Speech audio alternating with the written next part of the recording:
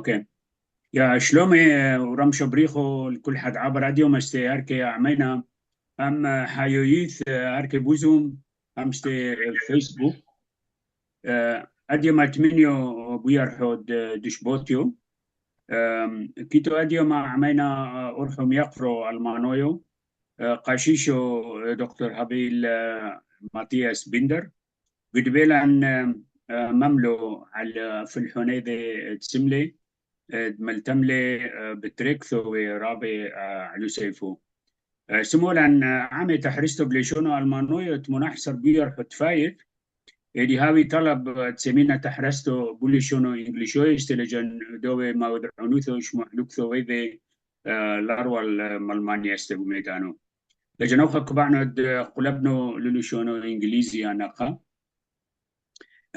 Good evening and welcome to our live live Zoom session. Today we have February 8, 2026.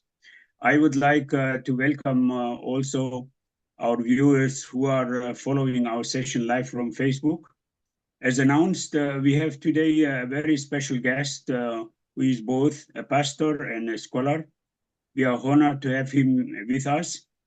And as the author of a recent comprehensive academic study on Sayfo. On the 18th of January, we had already a German language session with him. Due to popular request, we are having this English session today. So his two-volume book, and let me introduce here the book. Okay. So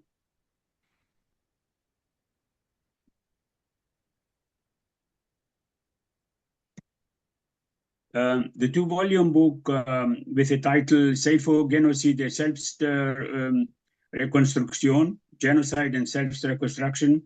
It's basically two volumes. The first one is an analysis, narrative, strategies, and motifs, where the second volume collects or assembles sources, contexts, and many other documents related to Sayfo. The two volumes were published by an academic publisher in Germany, which is Harosowitz, which is well known in the academic arena.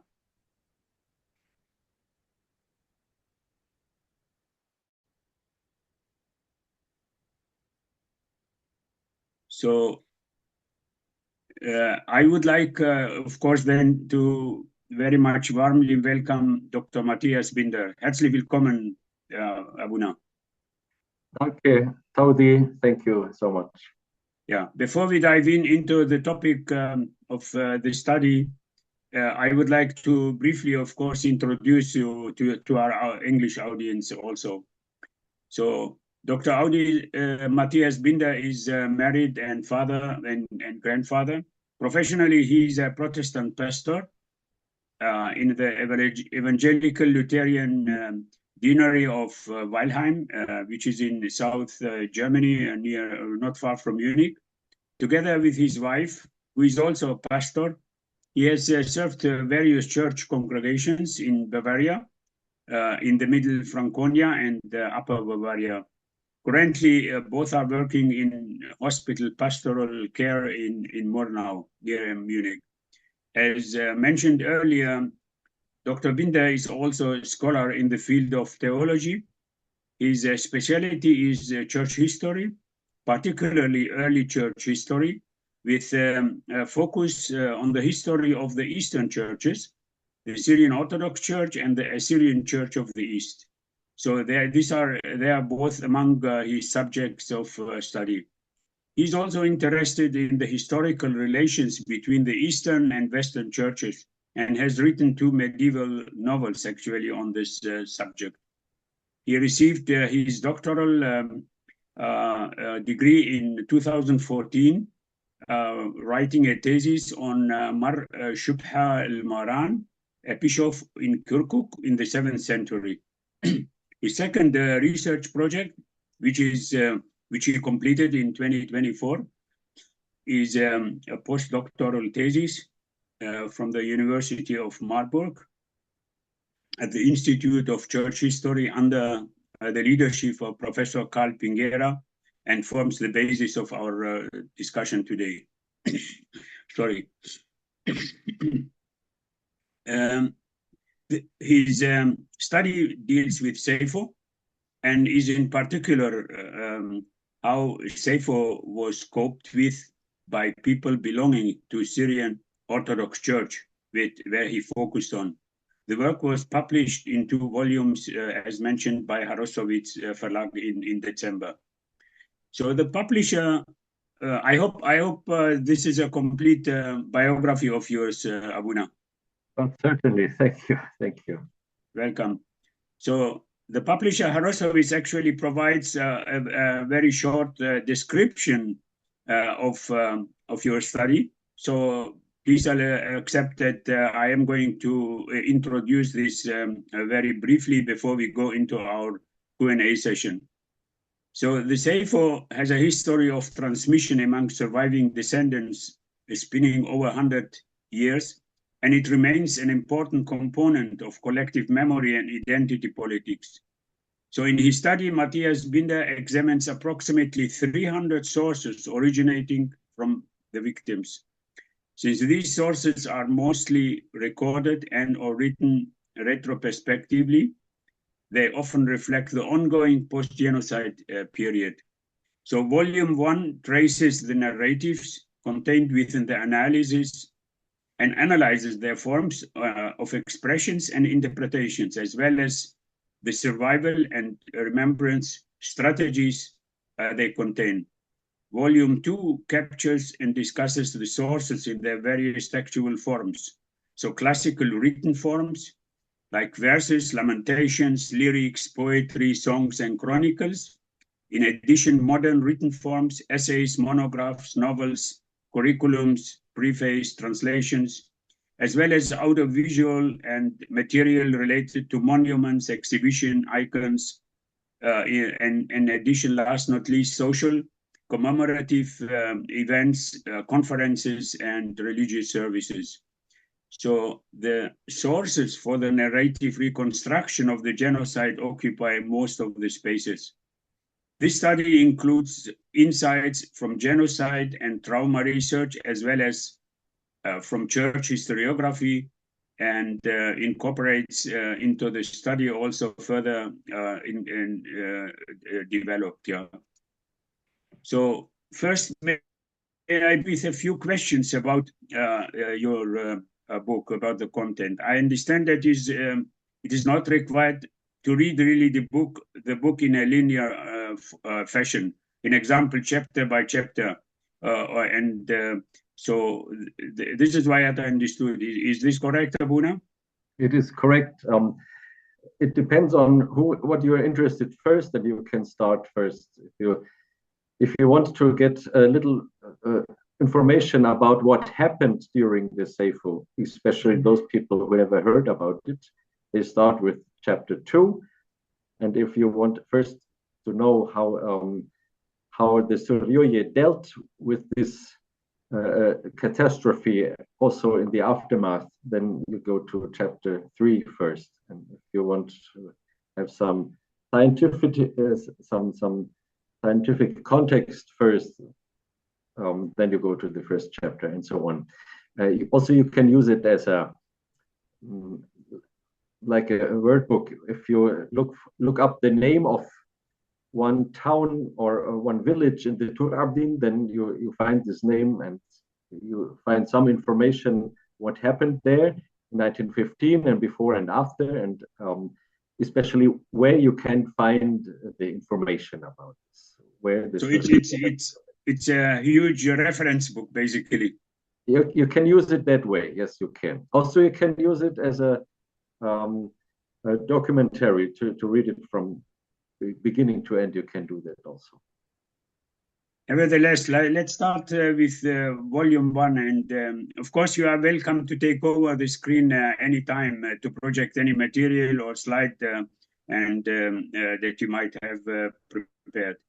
So my first question would be that about your motivation. So what was it personally, the motivation for you to write this comprehensive study on Sayfo? Mm-hmm. There were many motivations, I think. Some of them are very personal. When I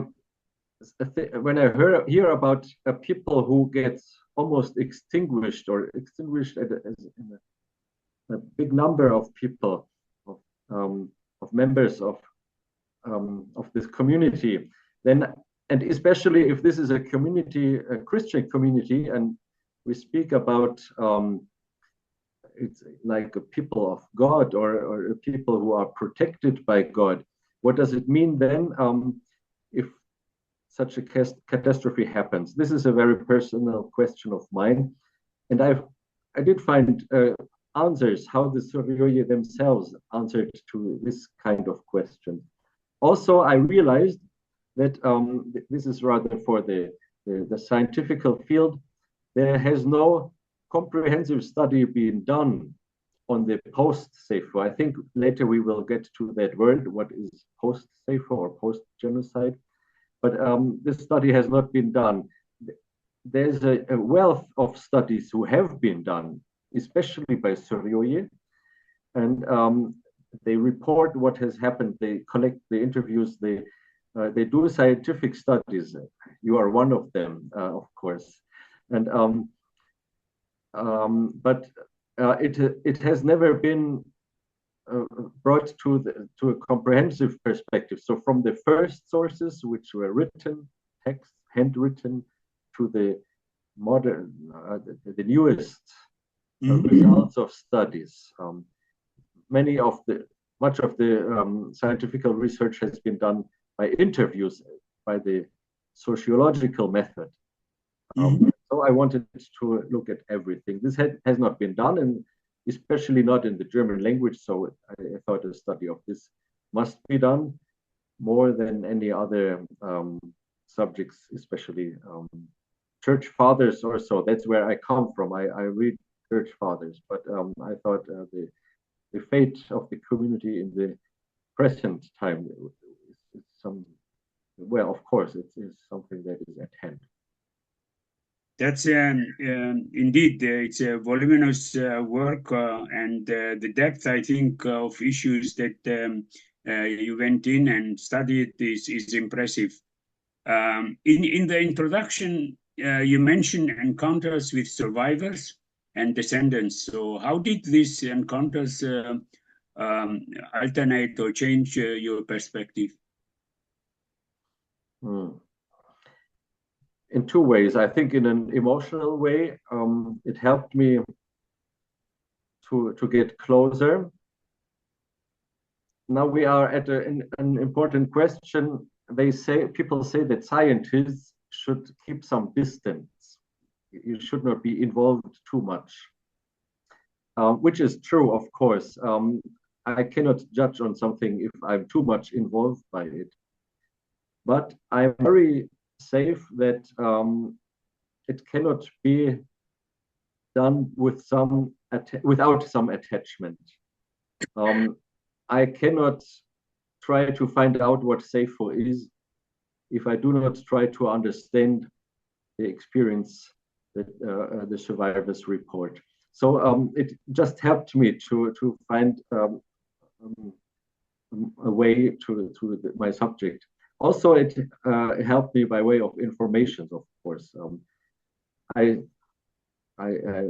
say something, I write something, and Suryoye will tell me, oh, something's lacking there. And so I try to make it more complete. Of course, I must say it never will be complete, but I think we find quite much. So if somebody wants to go on researching, then it's a starting point. Related actually to that, you disclose in a term who the author is. To what extent do you consider this self-positioning methodology necessary when dealing with a topic such as this? My own position, my own interests as a researcher must always be spoken about in every research. Even if you do something about physics or whatever, then you still have to talk about your own interests. So it must be named. And in my special case, it has to do with my role as being a German. My forefathers are people who started 2 world wars and or were parts of it. Of course, not. My grandfather was not the one who initiated it, but they all took part. And so I have to say this, and maybe some Survey will say then, why does a person like that? I mean, Germans have been to some extent perpetrators also of the Sayfo, even if they only admitted it happening, but also some took part actively. So how can a German justly talk about the Sayfo? And I cannot deny this question. I just have to say, yes, I'm a German, but I'm one who wants to take responsibility of German history and yeah, try to work it out a little bit at least. Yeah, the actually German parliament in 2016 released session had a session on this and admitted, of course, partially basically contributing to this tragedy during the time. So again, in the introduction, you discuss places, names, spellings, and languages. Why is this philological and terminological groundwork important for understanding Sayfo? Is it just a technical issue? Partly, yes, especially for those people who do not know much about the Tur Abdin. So if they look for the names of the villages, they will find in the map, they will only find Turkish names. So I have to explain to them which Toroyo name is which Turkish name, or maybe Kurdish. I also have to explain to the readers who do not know yet the name of the Suryoye. Some of them in the book call themselves Assyrians, some call them Arameans. This just has to be explained. Of course, I also have to take take my own stance. And you know it already. I rather prefer to speak of the Suryoye if I speak of the whole people, because in all the interviews they call themselves Suryoye, just so. And but that's why I have to make an introduction and tell them, for me, all names are okay. I just hear them and write it down as people say it themselves. In the section on genocide research, you talk about interpretative authority. So basically, who claims this interpretative authority in case of Sayfo, and who is systematically ignored in this process? Yes. I only could, in my book, hint about that problem. I think there could more be said about that. But who is the one to tell history or to tell the narrative? And of course, if you hear the Turkish Republic, then the story will be told differently than when survivors tell their stories. But I also found out there are different ways. There might be different ways how survivors tell their story. That makes sense, of course, because the grandfathers and grandmothers of one person maybe have different things to tell than of somebody else of the same village. And there might be some competition even between the narrative in one village. Again, I could not do much about this, but I also can hint, or at least I can hint, there's a problem. But if you allow me the time, you might think, if there is not one story of the Sayfo, but there are differing stories, does this not weaken the narratives of the Sayfo could not people then say, hey, you have different stories? How can we know which one is the true? But I think, or we have to see this is just normal. This will happen all the time. That there is some competition about narratives in survivors' reports. We have this all over the world, and I think it makes the story even more reliable, because if you know there's a stream of tradition, not only one little water, then but a big stream. There's more witness to it. I think if everybody would tell exactly the same story, then I would rather be skeptical. Mm-hmm. So the concept of post-genocide, which is also our title, plays a central role in your work. So what do we gain analytically by viewing the Sayfo not only as an event of 1915, but as an ongoing condition? I remember actually from boyhood already that all events among our community were dated in relation to Sayfo. Like it was a Zeitenwende. Things happened before and things happened after Sayfo. Yes. So how do you judge that? Mm-hmm. The term of the post-genocide helps us to see two things. It helps us that, of course, the big massacres, the big catastrophe does not happen 100 years long, but it's only a certain span of time. But the time after, the aftermath, is still part of it. So the word post-genocide does not mean it is after the genocide, but it is the period after the full massacres. But the situation afterwards is still very precarious. Mm-hmm. So, for example, the relation between the perpetrators and the victims is still precarious. It's still it cannot be quickly healed or repaired.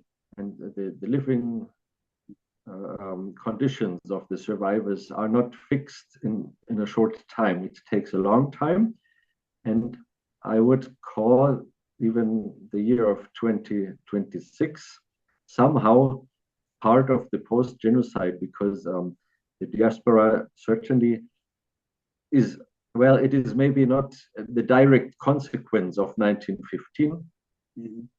It's more complicated, the story, but still in some way it is an indirect consequence, because the relation between the Christians and the perpetrators in Eastern Turkey has never been fully resolved. It has not. So in that way, it's still a time of post-genocide. I'd call it that way. Mm-hmm. In context of trauma research, you distinguish between individual, social, and cultural trauma. Which of these levels is most difficult to grasp in the sources, and why is so? Yes. I think the cultural trauma is the most difficult one to understand. It took me a time until I understood it, and the people who invented this concept, they are all concepts which are not mine, but it takes a while to understand them. I think all concepts can be based on what we read in the sources, and if you allow me, I'll just try to say it very quickly. What these different concepts of traumas mean, because if you speak of communal trauma, a trauma which has hit the whole community, then you might ask the question, how is it possible that a group of people is hurt altogether? Is it not just one individual person who is hurt? So my soul is hurt, but how can with one event the souls of everybody can be hurt? And if I ask Suryoye of nowadays, I will find some who are easily it's easy to see they are traumatized, or they even say it themselves, even if they are not from the survivor generation, but second and third generation. It's unfortunately, it can be seen, the trauma. And if I ask others, they will say, no, I have no personal trauma. There's not. So this is why we need the terms of social trauma, which means that the group is hurt. And I already said that. Now we have the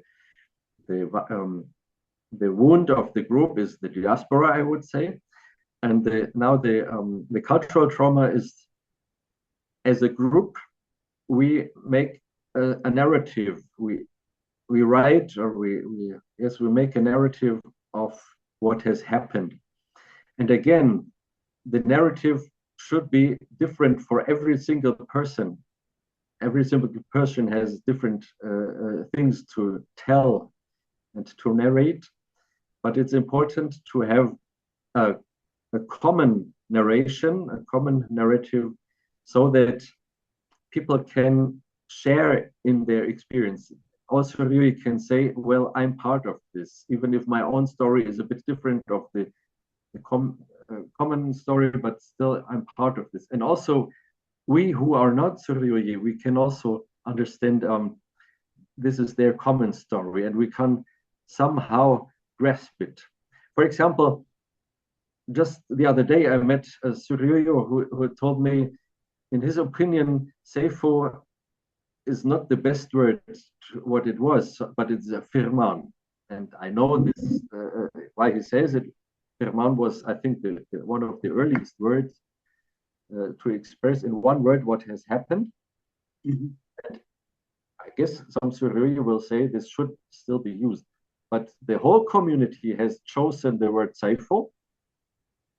Political organizations, the church, they all say Sayfo. So we have a part of a narrative that everybody knows what we are just talking about. It's not very difficult what the cultural trauma means, but that's what it is. Do you think that acknowledgement or recognition of Sayfo by Turkey would help heal this trauma? I mean, are there examples, or do you have any sense from Jewish Holocaust, Germany acknowledged and very much faces its story as an example worldwide, basically? Do you think that that this would help also for Sayfo? I must say, I do not know of any study, but maybe there are studies who try to find out the healing, the amount of healing that can happen by acknowledgement, but I would just find it logical. And I found many Suryoye say that. And for me, it's logical for two reasons. Even first is that's just the standard of psychology. If somebody accepts what I think, what I feel, then I just can talk more freely about it, and I can work on it. And the second reason would be, for me, if people do not acknowledge what has happened, how can I trust those people? They tell me it will never happen again, but how can I trust them if they don't even say something has happened? So this would be, for me, very logical that acknowledgement is just necessary. But it is not the only way. I find that Suryoye now find their own remembrance. They just say, we acknowledge by ourselves, and we find as many people as we can who also acknowledge, and we do not wait until the Turkish state does the same. I'm glad this is also to go. So in chapter 2, you begin by asking what happened, or what is there to tell? Why is this distinction so crucial in this context? This is because we always have to keep in mind a little bit what I already said. We have to keep in mind that scientifically we never know what the what has really happened, because it's just after 2 or 3 generations. But this does not mean that what is being told about the Sayfo is so much different what really has happened. I do not want to emphasize this. I don't think there is such a big difference. But sometimes it's necessary to make that difference, to get a little distance, to look at things a bit more clearly. And there's another reason why I make this difference, because I think sometimes Surya tell many more things which I just could not tell. And so I have to ask myself, what do I tell about Sayfo and what do I just have to leave aside because it would be too much? One important thing is that many Surya, even Syriac Orthodox and also Syriac Catholic, when they wrote their reports in the past, they often say about the village, not only about the catastrophe that happened, but also they say who lived there before, what the beauty was there, what the cultural elements were there, what characteristics, what buildings were there, what how church worked, and so on. And this would be just have been too much for me to retell, but it would be a necessary part of the story, of course, so that we know what has been lost. Mm-hmm. So one of your declared goals or of your work was the integration of an overall Assyrian Syriac Aramaic narrative. So what methodological cost and benefits were associated with this approach? Mm-hmm.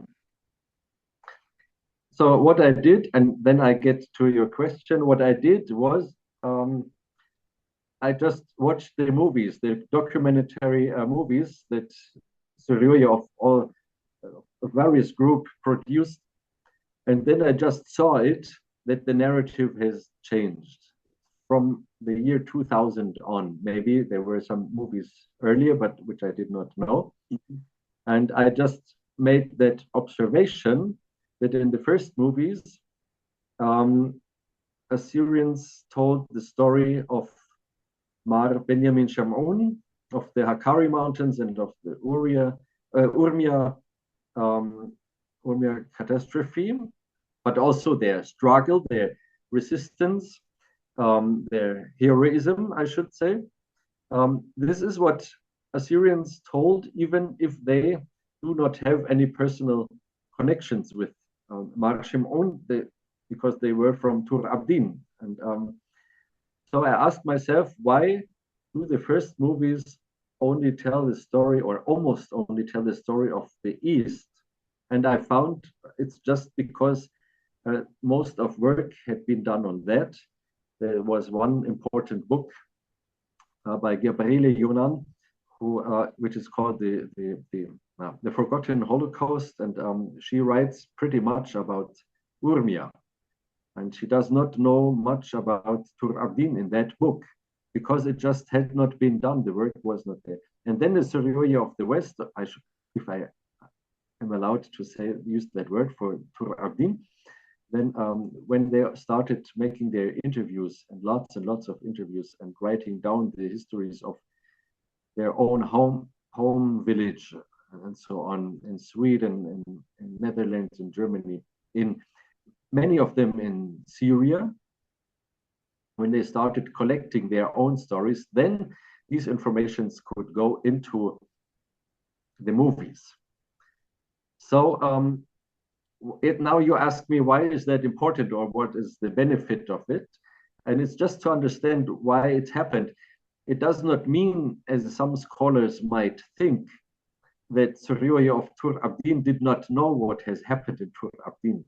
So I can tell them, no, but it has not been in books yet. And so they didn't know else how to get into the movies with their information. It's just a way of understanding things. And the benefit is, of course, then to say again, to think and to decide what should be within the narrative. And I think it's a good thing if Tur Abdin Assyrians remember what has happened in the Hakkari. It's very helpful, because then we have more of the complete story. And then we would add, like Tessa Hoffmann in Berlin has done it, to add to bring together, to see together what has happened to the Armenian people, what has happened to the Greek people in various regions of Turkey, of the Ottoman Empire. And then we get to the whole story. And of course, the danger would be if we forget the small stories, the micro history or micro history of one certain village, for example. But it doesn't mean that we forget it. Of course, people who are from one village will remember their stories. It's a matter of fact. Yeah, in fact, current research is doing exactly what you are saying, that they are more and more integrating basically all three stories of Armenians, Assyrians, and Greek, Greek basically, and into a Christian genocide. They are talking now on a Christian genocide, which it was on. And now, actually, in when we look in the chronology that you outline, from April to autumn 1915, it reveals also different form of violence and dynamics against Christians. So what is lost when Sayfo or the genocide in general is described only in a uniform act of violence? Yeah. Then if we just tell one story, one uniform story, then we will not understand why reports sometimes differ quite a bit. For example, if there was a massacre in one village and the people managed to flee to the city, to Omid, for example, Diyarbakir, and we might ask, well, but if they were safe in Diyarbakir, where is the problem? Would that really be a genocide then? And so we have to see that in Diyarbakir it was just different. It was maybe not possible to eliminate all Christians in a city like that. It was maybe possible to survive there. And it's really strange. It's terrible, the stories, how responsible persons tried to lure out the Syriacs, the Sharia of Diyarbakir, send them back to the village, so again to be able to massacre them there. But in the village, it was just different. In the village, they had the prisons first, and many Armenians were inside, but all Christians were in them. Some difference, of course, were there. And then they were sent out to the countryside, and the convoys were massacred. So it's just important to see it was different. It's also different. The perpetrators had different ideas of whom to kill. Some said, as we're talking about, all Christians, and others said no, only Armenian Christians. Some said only the adults. Others said also the children. So that was important for me from a comparative genocide research to see that that's a normal thing. It's not extraordinary. It's a normal thing that the perpetrators, do not have the same idea what they are doing. Yes, I think these are some of the things that we win when we make a chronological and also regional approach to the Sayfo. In fact, as you state in your book, the city seemed that it has been a hub for detention, deportations, because it was the administrative center, and the atrocities were in a different way and by different perpetrators compared to the non-urban area. So, and we know, of course, that in Tur Abdin, most of the violence was conducted by Kurds rather than by the army or with exception, of course, of Hazak, where also military was involved. But for the rest, it was basically the local headmans of the Kurdish tribes who did the atrocities. So let's move on to chapter 3, at least from my perspective. You speak of sparing insights into inner life, so sparsamen Einblicken into des Innenlebens. Why do you mention such as anger, shame, or fear often remains fragmentary in the sources? And what does this fragmentary itself reveals? Yes. Maybe you will allow me to explain why I look at the emotional side and look at the question, do people express their emotions? How do they do it? Do they have words for it? That's my question. And why that's my question? Because I work in pastoral care, so I have the experience that it always helps to know about the underlying emotions that are there. And of course, that's why I look for it. And maybe that would help at some point. And I found out that Suriri, from the beginning, were able to speak about their anger. And they even sometimes had some swear words against the perpetrators. But the prominent emotion would be grief, and in the form of lament. So lament is the type of text that Suriri from the beginning used most. This has an old tradition. It's even from the Bible. We must say there's the book of Lamentations and book of Laments in the Bible.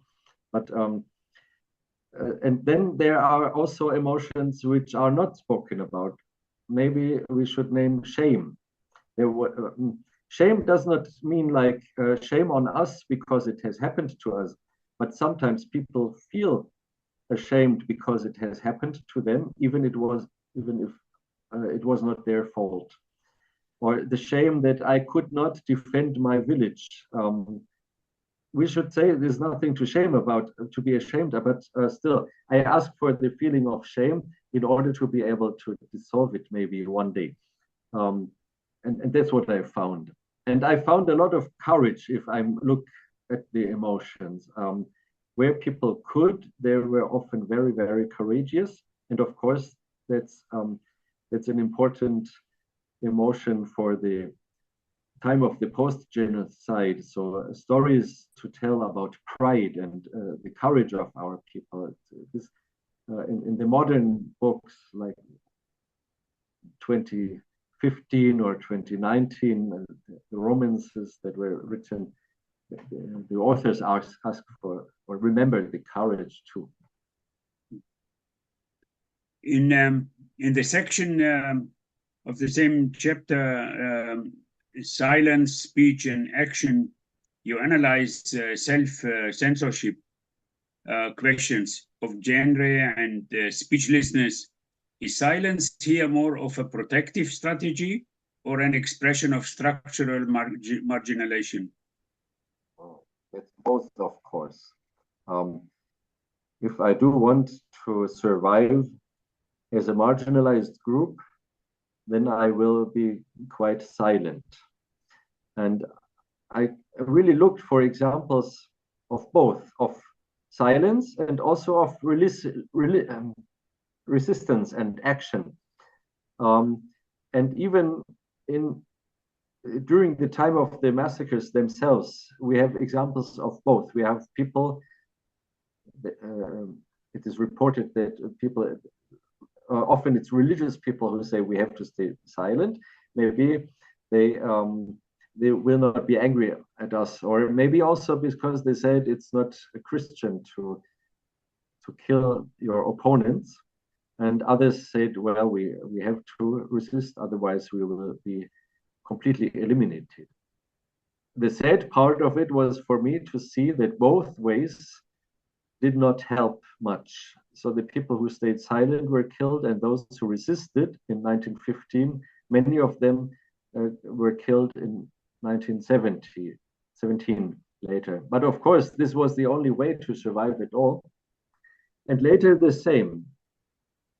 People who lived and had to live or to comply with the government in the Ottoman time, and then later time of the Turkish Republic, most of them were silent. It was easier to speak up if we were in foreign countries like in the Americas and so on, and of course in the European diaspora too.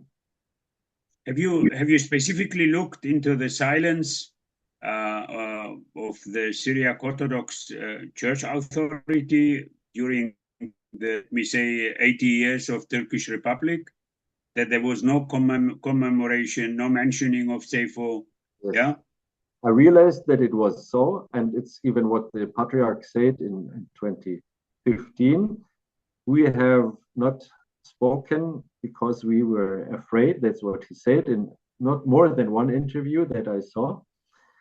But of course, it's not easy to find sources about silence. Why are we silent when we are silent? This will never be written down. But I've looked through books. I also used books as sources where we would expect something about the Sayfo. So for example, if you have a book about the monastery Deir Za'faran, and it's a book that it's not before 1915 and after, and if you look at the date 1915 and nothing is written there, that means something. That means we are silent about it. Or if Bishop, later Patriarch Barsum, he also wrote a history of the monastery of Deir Za'faran, and in the book, on the first page, he thanks the government for the help. That's the only thing that he says about Sayfo, even if it's still ongoing. That means he hopes that the government will again help. He says that only in a language that the government doesn't even understand. But that's the only thing he says, and of course that means he does not allow himself to speak about the things that happened. Yeah, so that's what I found out about the silence. The struggle for Sayfo recognition, for example, in Paris and later the commemorations that are held here across the diaspora runs through the chapter 3. So how does this political engagement change the memory of Sayfo? Mm-hmm. That would be a good question, which has not been so much answered in my book, but I will try. It is 1919. The Paris conferences are very, very important for commemoration because of all Syriac churches that existed. Reports have been turned in Paris. So statistics, which I also list in my book, and real reports.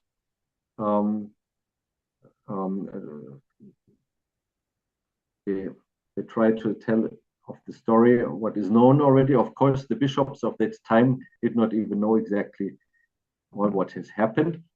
But these reports are very, very important. And to me, also the famous book of, please help me, 1919, Zurich Catholic, Armale, Ishaq Armale. Some people say it was anonymous because he feared of the consequences, but it's not true. In the Arabic part of the book, on the first page, it's written by Ishaq Armale. So it was not a secret. I think it was just written for the Paris conference, so that was the moment when everybody still was trying to influence. And of course, nothing happened in Paris. There was no help. And then people started to get silent only. You devote also a large part of your work to religious interpretations. It's like martyrdom, following Christ, the sanctity of Sayfo, Where is the line between creating meaning and theological interpretation or overreach? Mm-hmm. Yes, it's probably the same. Now we would have to ask why is there at all theology? I'm a theologian myself, and I think it's always about meaning. I want to understand what is happening, and so, of course, if I believe in God, then I also will ask what is happening from the perspective of God.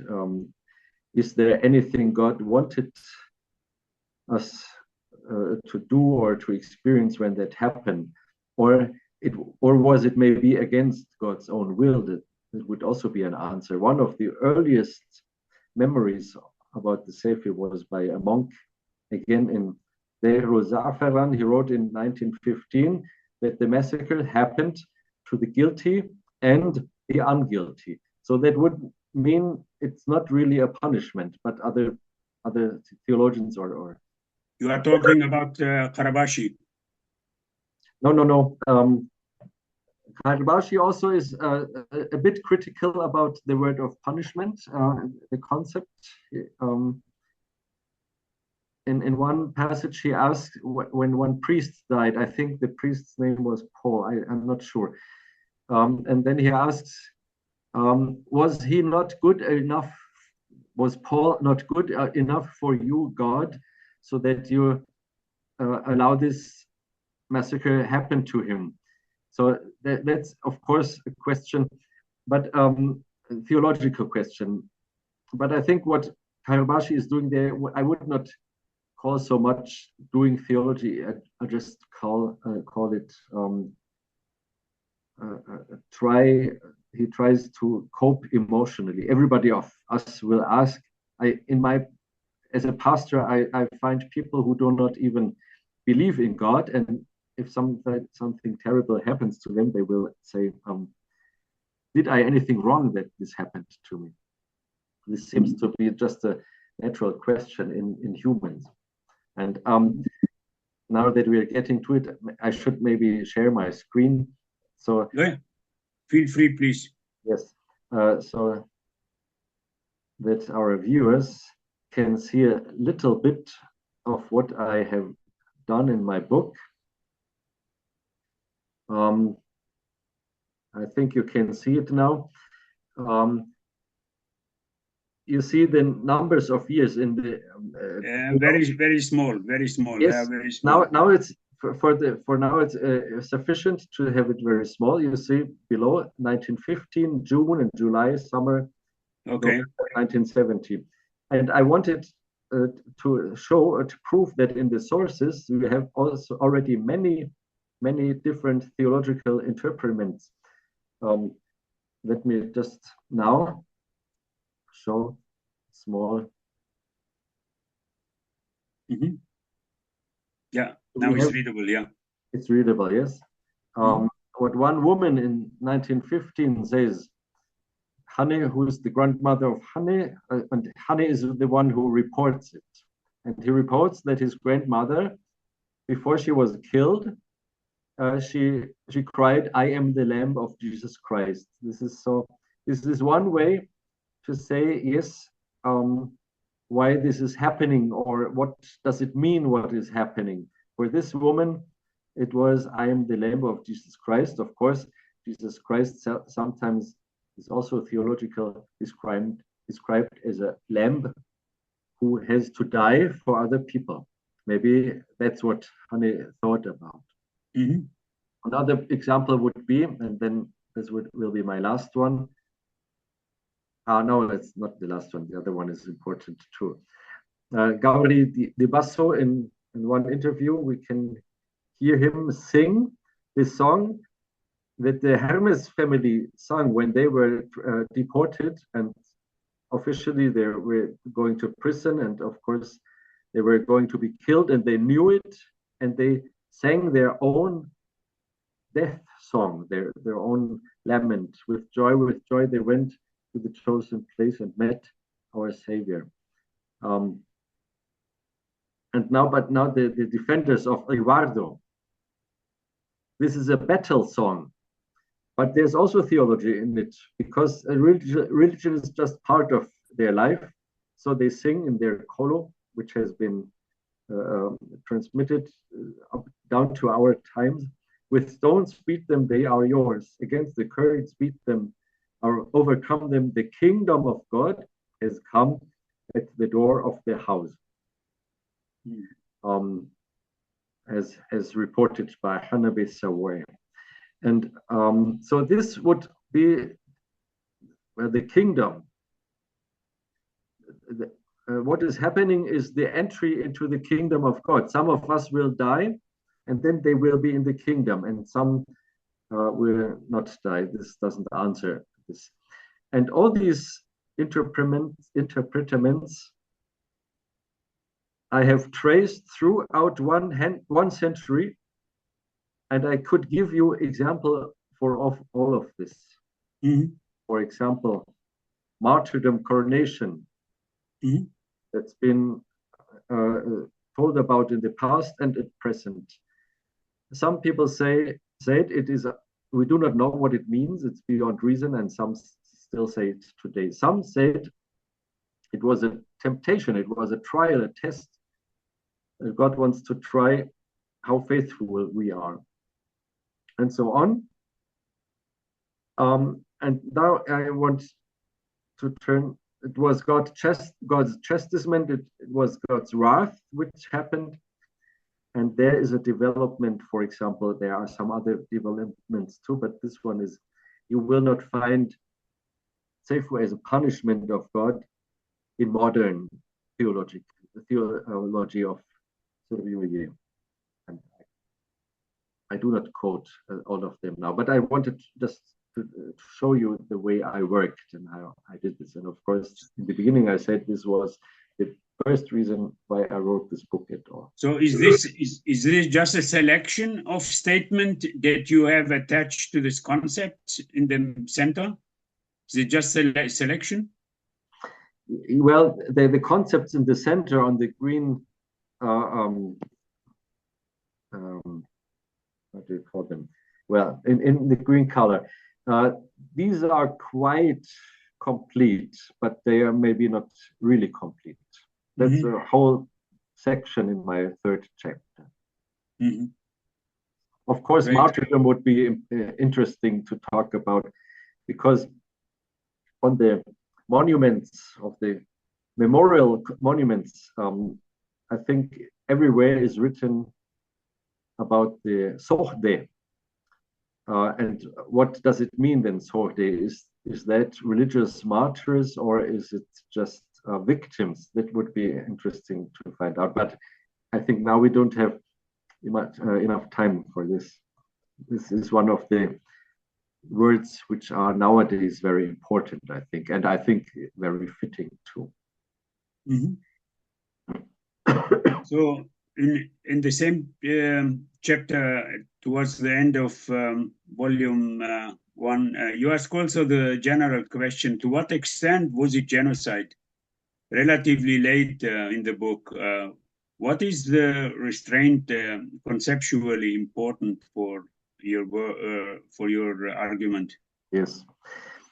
Again, what I want to do is not to find my own opinion, was this a genocide or not, but I wanted to find how do Suryoye talk about this matter, and to what extent is it a genocide? That means, which arguments do Suryoye use to prove that it was a genocide? And I think it's very interesting, because if you want to prove what is a genocide, then you first have to talk about which is the criteria. What is it that you can call a genocide at all?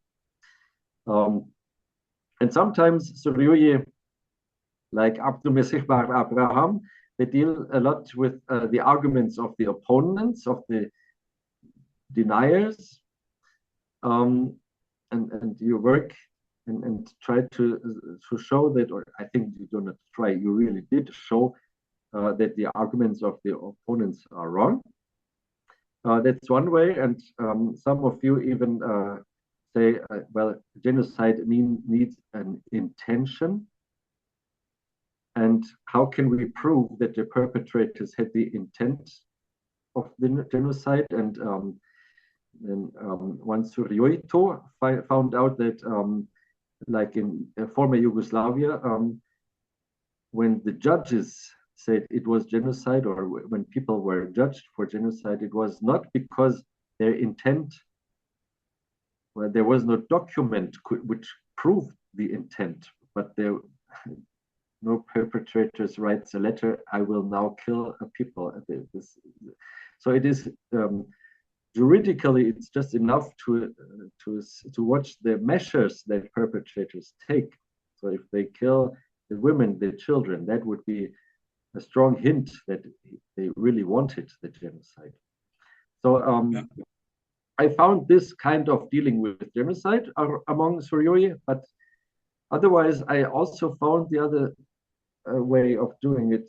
They say, well, it was just the end of it was a partial elimination of one people, and so this, what else is a genocide? We do not have to prove there was an intent or so. If you do something and at the end people are killed, then it must have been intentional. That's what I found also. Yeah, thank you for pointing to my book chapter in David Gaun's book and Naurazato and Sonar Bartoma. The key argument basically of Turkey in denying the Assyrian genocide. It was based basically on two books, Turkish books, published by the Turkish Historical Society. Yes. So they were the very official Turkish argumentations basically on the issue. And I tried to summarize basically their arguments. And thank you for citing it in your book. I am honored. Yes, and that would be one I just have to mention it. This gave me a very hard time when I myself read those books, or some of them. There are many denial books or treatises, and it's sometimes not easy to find out what's the mistake in them. And for example, one author writes, I am not going to cite all sources because I will not give an overall statement at the end. I will just use one source and describe it and have some consequences. So that would be okay. As a scientist, I can do that. I can use only one source and try what it means. And in the end of the chapter, the same author says, of course, it was not a genocide. And this is such an overall statement that if my students would have written that, it would be the worst grade, or it was, they would not get any grade. It was just, that's a way you just cannot work that way scientifically. So that, and really, it gave me quite a lot blues. And it was like I was falling when I read books like that. Let's move on to volume 2, the so-called repertorium of the sources. You describe it as the most content-rich part of your work. What does the sheer volume and diversity of sources on the Syriac culture and remembrance reveal? Mm-hmm. Maybe I share the screen so that that everybody can see what kind of sources I used. Mm-hmm. So you will understand source, it is not just a book that somebody wrote about the Sayfo. And some of those sources you already have quoted in your introduction, thank you. And here you see it's even many more. So for example, we have some sources who just report about the events. They were written down, so things are not forgotten. But there are also other sources which just are part of the strategy of surviving and of coping. So on the left side, we have, of course, the Mimri. I found 11 Mimri on Sayfo, verse composition, which is quite much. On the other genocides, the earlier ones and also later ones, I found 1 or 2 Mimri. But on Sayfo, I find Sayfo 1915, I found 11. Colophon would be very small text, which you just write at the end of a copy that you have made or of any book. The statistics we were talking about for Paris, they were made for Paris and so on. And then you see interviews. I have found 118 interviews that have been done between Suryoye, so the interviewed person and the interviewer were both Suryoye normally. I will turn to the right part because then that's goes more to your question. What did I see? What is the gain again of this study? And if you go below, we have under D, media, we have short stories, we have films, we have romance. 9 romance books have been written on the subject of Sayfo. This is so much. They are all of the 21st century, I guess, almost all of them. And they were written in Syria and Sweden and Germany, the Netherlands, and so on. And of course, in 2015, there were certainly more than 2 exhibitions on the Sayfo, but I found 2, and I even found a children's book. But if you go to B now, recognition and remembrance, I also tried to find many letters that were written, and I'm very safe that more letters were written by activists for the recognition of the Sayfo. Articles in journals and so on. Institution, of course, the Sayfo Center would be the most important institution. You can see the institution, and of course the Sayfo Center has written down a little bit what they are, why they have been founded. So the aim of the institution. This is also a source. Or the monuments. I found 22. Not all of them are Syriac Orthodox. Some are also the Syrian Church of the East, and some of them are mixed. Berlin would be a very good example for an attempt to see it as a one genocide with 3 monuments. And on every monument, a text is written. So that is why a monument is a source. Again, I do not have to quote everything here. But own research, own research, that is also important. I found quite a lot of very helpful studies on the Sayfo, small and large. Without that, I would not have written my book. So I did not really do a new thing. I have to emphasize, I have only comprised what Suryoye have done themselves. I would have two questions related to that. So is there a fundamental or observable fundamental shift in the discourse when you basically thematically, let me say, link the sources? Is there any shift that is observable in the discourse? And second question would be, what does this concept reveals in, let me say, in contrast to the classical edition? Yeah. So the shift is certainly there. The Mimri are the earlier texts, but there are later Mimri too. The political activism in Sweden, for example, there were the dramas and journals, people wrote articles. Suddenly you have not the lament of the Mimri, but suddenly you have debate. People start debating on the subject of Sayfo. And also in the 70s and 80s, you have the first overall narratives of Sayfo. Like Sleiman Hano, one of the first who collected reports of various villages of the Tur Abdin.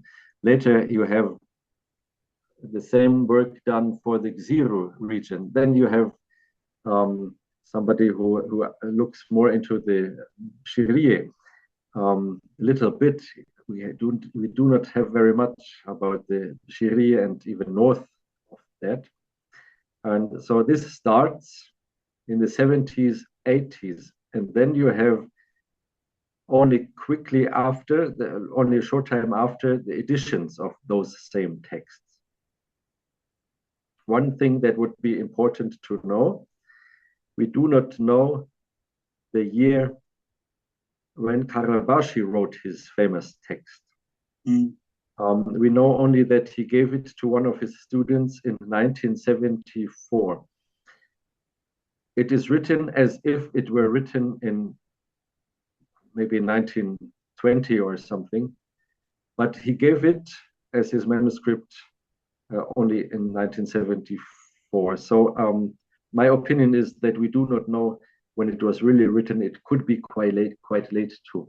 But then we have the editions of it. And again, we see how long it takes until texts are edited, because edition means making them public. And translating them means even making them more public, so that opponents also can read it, but also the general public can read them. That means one of the major shifts is this only really starts in the year 2000. That Suryoye begin to share their fate with other people, with other readers, so make them accessible to readers. 30 years ago, there would have been no means for me to know anything about the Sayfo unless I find somebody who tells me. But now I can read everything in the books. That's an important step. So much, or do you like more background? No, that's fine. That's fine. Can I close it again? Yeah, let's move on. We have passed 1 hour 15 minutes. Couple more questions before we open the session, if in case we have any question from our audience. But as mentioned earlier, typically we don't have an English language audience, so people will probably follow up later, and it will help, of course, then distribute on YouTube. We will generate more viewers from there. So if your work is intended to make a long-term contribution, where do you see its most important impact in historical reconstruction, in the analysis of post-Sayfo period, or in the dialogue between Western scholarship and Syriac Christianity? These are, I hope that all these three things will happen. Yes, I think really it's been made for that. I would very much like it to be a dialogue, because I'm like a foreigner to your country, to your Athro, and it's also a bit daring of me to do a work like this. I'm not the one who has experienced it, and I'm very glad if you can get into a dialogue or in some resonance. But it has already happened. After I had turned in my habilitation paper, I gave some speeches on the Sayfo, on my results, just the way we are doing just now. And the audience there were many Suryoye, and we had some discussions afterward. And I still learned a lot after that, because I published my book now. And so I think there is some kind of dialogue. I'm glad. I also hope that I can help the scientific community a little bit better to understand what happened. But maybe if my analyses are not correct, that would be fair. Still, I have a lot of information in it that I think that's very important, to make information accessible to the international, in this case, more the German scientific community. Interestingly, in many Turkish studies, often it's discussed, or the thesis is promoted that Assyrians or Syrioi have created Sayfo as a myth in order to create around identity around it. This is, of course, mixing Ursache und Wirkung. Yeah. So why is Sayfo, especially from the perspective of our community or people in all over denominations, is still so important for identity and self-image today? What do you think? I think it's important not to forget Sayfo as part of identity, because it helps to explain why are we as a community in the situation that we are in.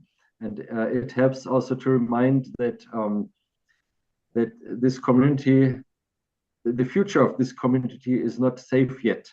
Of course, no community in the world, myself as a German, I will not know what will it mean to be German in 20 years or 50 years. It might happen that it will change a lot. But I think the Assyrian, Aramaic, Syriac community has a more difficult future. And I think it's just necessary to keep this always in mind. And Sayfo is a very strong symbol for this part of reality. Sad part, but again, if we things that I was saying about emotions already and trauma, things can be dealt with better if they have a name instead of being silenced. Adnan, I have to ask you, please, as administrator, do we have any feedback on Facebook? No, sorry, no Facebook. But we have viewers on Facebook, I guess. Yes, I have to look. What I see here, different 240 people are seeing something, watching something of the program. But okay, no problem. So maybe my final question: what role do religion, family traditions, and cultural practices play in remembering and processing basically the Sayfo? So the fact that they play an important role, that every Suryoyo and Suryoito knows that they know themselves. I think they play an emotional role. It's a place for remembrance, so that helps. That remembrance is not like a fog where you don't see anything, you don't know where you are, and you never get clear thoughts, but you have a place. Of course, not even in every city it has been allowed to build a memorial monument, but that's what they are for. And of course, if you do not have it on the street, then you have it in your house. This is just important to have a place for it.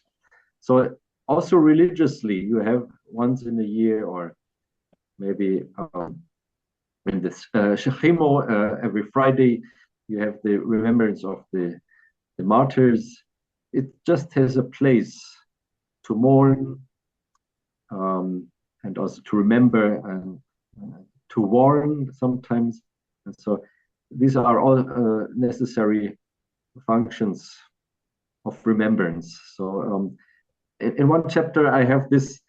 It's not clear if those people who gather around a monument, a Sayfo monument, that they all have the same interest. They maybe they do different things. Sometimes say we must remember we are Assyrians. The other says we have to mourn, and different reason. Or something. This is for acknowledgement of the Sayfo. This is part of our struggle. It might be that people have very different reasons if they gather at the same monument, but these are all things that they are for, of course. So is there anything that you want to point us to as readers to the book that we have missed in our conversation? Maybe I want to confess that that I'm very grateful that I could be part. The people have shared things with me, and it's somehow it's strange. Part of the grief is in me now. I cannot get rid of it anymore, and I don't want to get rid of it anymore. It's a part of me. It's a bit strange because I'm not really a Syrio, but I don't want to do as if I were, but I want to share this. Yes, thank you. Thank you for your honest words. So please conclude with a statement so that we can end our session as we don't have any feedback from our audience. It's just again a thank you. And I have great respect for the very much work that has been done by women and men from the very beginning for the transmission of the Sayfo, the holding up the memory, and the working on the sources, the philological work that has been done, plentiful, the interviews that have been done. I want to just say my great respect for that. Thanks. Yeah, thank you very much, Dr. Matthias Binder, for your really great work. It's a historical study, and I hope it will be once translated, basically also into English. That would help. I don't know if you think about the idea, or maybe I've already considered it. Would be great resource, of course, for. But researchers have definitely access to it. Let me show again the books where they are available. They are available from Harastowitz, of course, also from Amazon. They can be obtained.